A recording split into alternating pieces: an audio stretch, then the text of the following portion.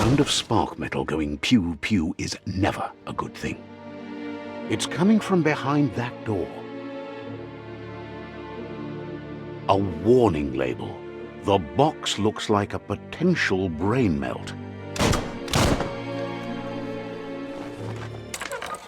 It's going to take a bit of puzzling to short-circuit the door.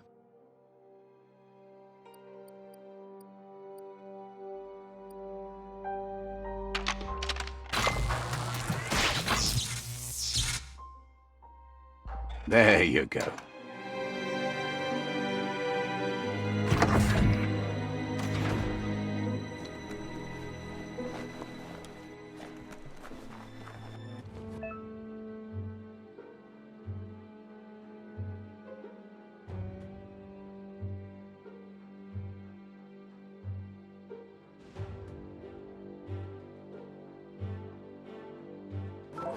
The wheeled one is outnumbered. You'd better help him out.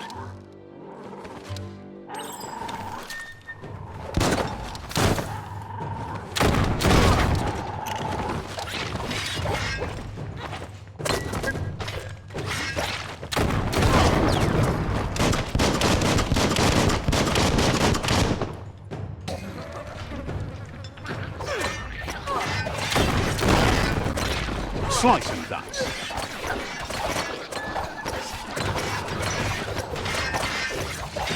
Making great progress.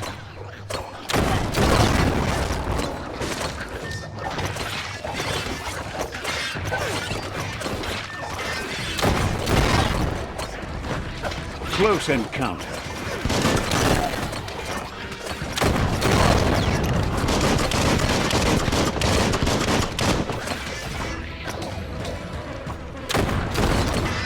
Carving it up.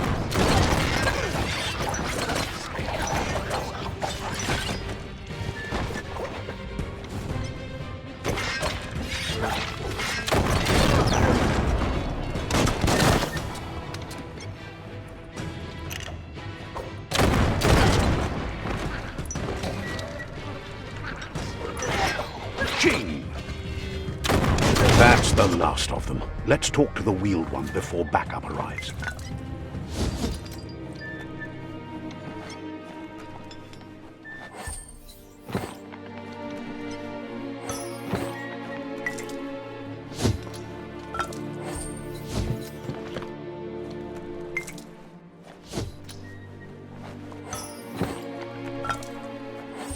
That's sure to be useful.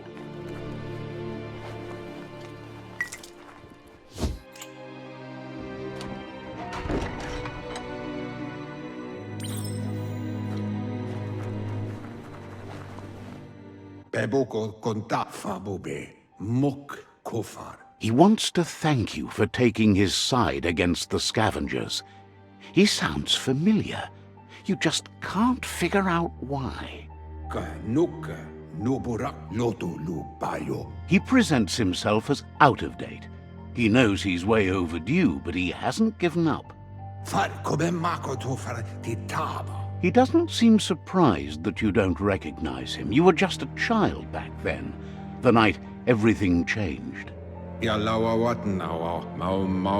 There have been rumors of a one-eyed Ronin seen outside the Great Wall, and he's happy to see it's true.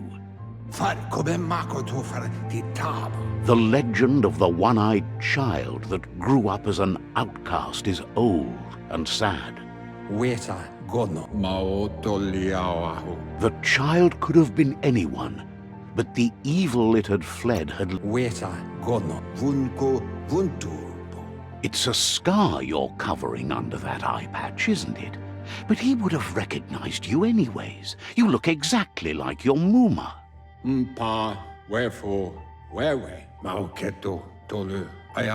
There's no doubt you're the child, and that what Lupa Lupin did to your village, your Muma and Popsy, was the beginning of the end.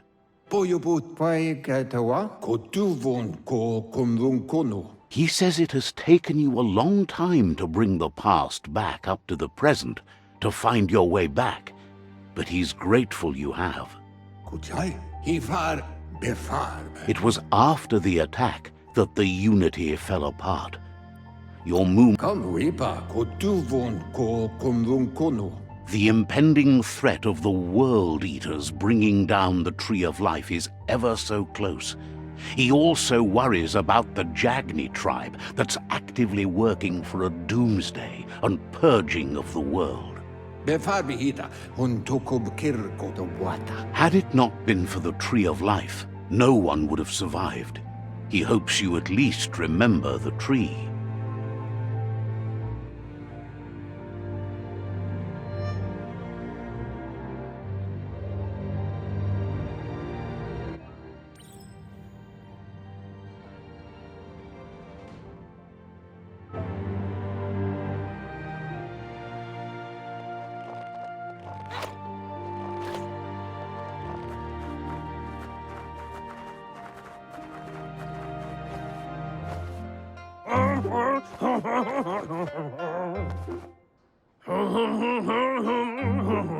Asks if you were tired, as it's a bit of a hike here from the village. He wonders if your Mooma knows you are here.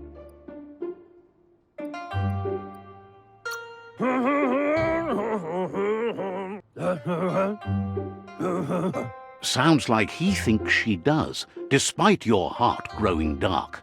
There's nothing as powerful as a Mooma's love.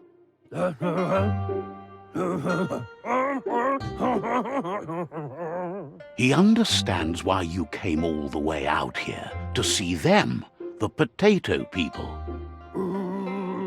The potato people, or Nono, are a wonder, somehow interlinked with this little tree here fueling its source of life.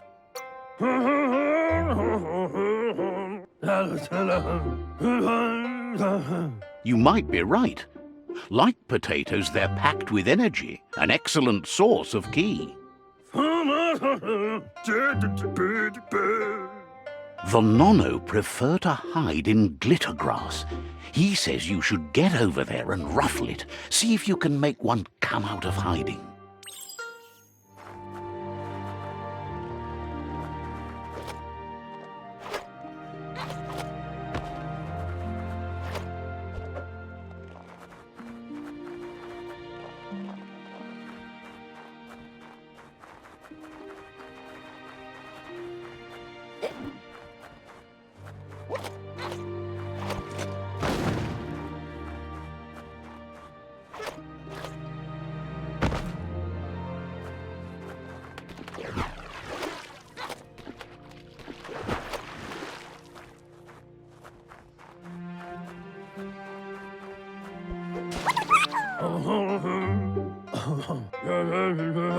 You found one. You should be proud. They don't come out for everyone.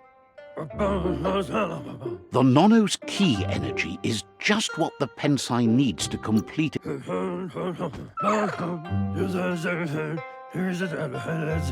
Only time will tell. At least his intention is to dedicate his life to it. He has the feeling the fate of the world depends on it. You'll need to support the tree for a long time to come. The only way it'll grow tall is with the burst of ki released from the Nono as they become one with the tree. You'll need a net to catch the Nono, and he wants you to use his, but asks you to be gentle. The Nono are sensitive beings, an embodiment of ki, the primal energy.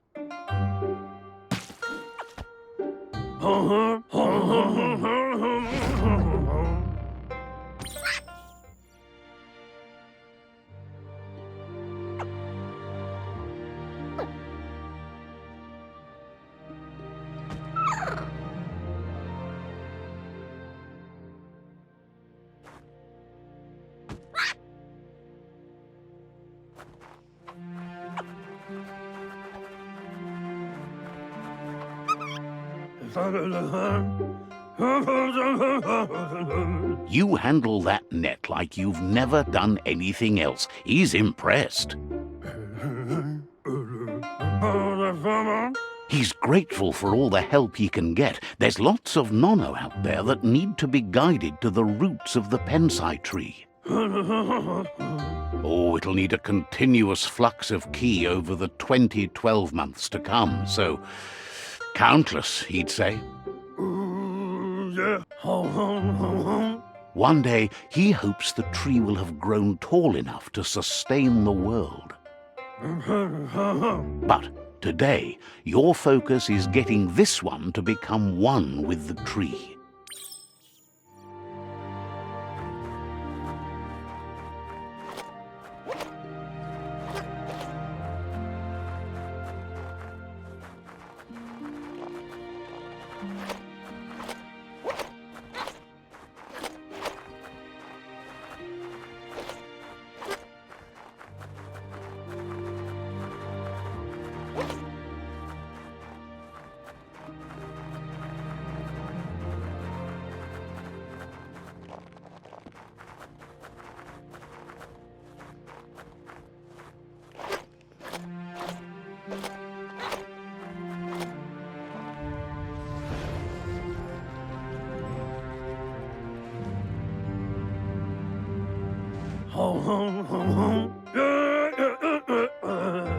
Now that you've seen the Nonno's connection with the tree with your own eyes, you have no reason to doubt.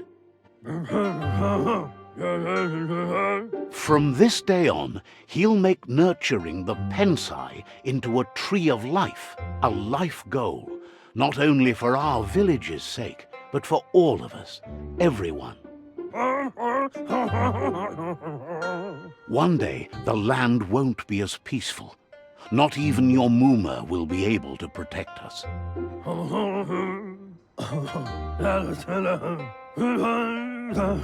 You can already see the effects from how reckless those before us acted, and unless something changes, we're doomed. The land won't survive the side effects of the old world's industrial advances. He says you'd better hurry back to the village before your Muma comes looking for you. You did good here today.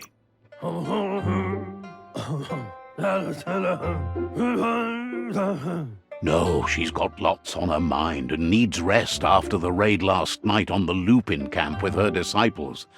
Wonders if they let the Predator family live or not.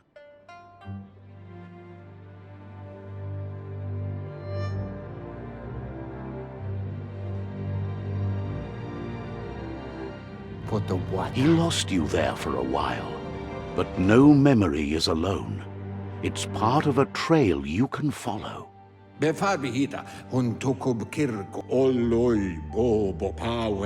He says he remembers every single day he devoted to growing the Tree of Life, but now he's afraid it might be in vain.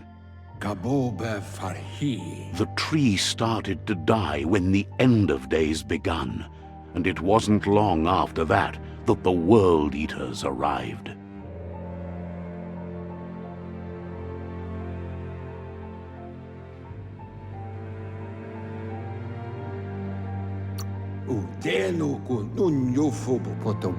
The genetic evolution that occurred after the apocalypse that Toxanol Corporation inflicted on the land set the World Eater's DNA into overdrive.